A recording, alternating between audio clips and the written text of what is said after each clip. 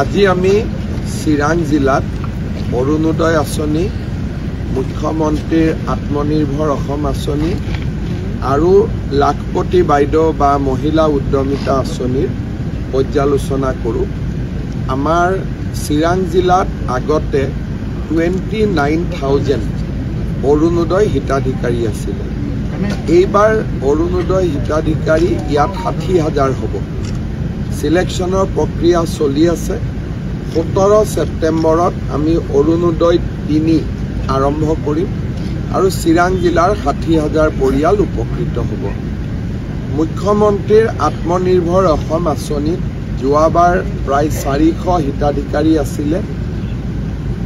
বহুতে ভাল কাম কৰিছে আৰু বহুতে মুদ্ৰা লোনো ল'বৰ কাৰণে সক্ষম হৈছে।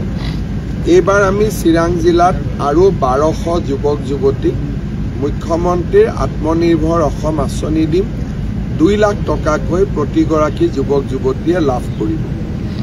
মহিলা উদ্যমিতা আঁচনিৰ ক্ষেত্ৰতো প্ৰায় 45,000+ মহিলা চিনাক্ত হৈছে চিডলি আৰু বিজনী সমষ্টিত। তেখেতসকলেও 10,000 টকা কৰি লাখপতি বাইদেউ আঁচনিৰ অধীনত লাভ কৰিব। আজি আমি সকলোৱে বহি আঁচনিবোৰ আলোচনা কৰিলোঁ। নতুনকৈ 4,000 ৰেচন কাৰ্ডো আহিছে চিডলি আৰু চিৰাঙৰ কাৰণে।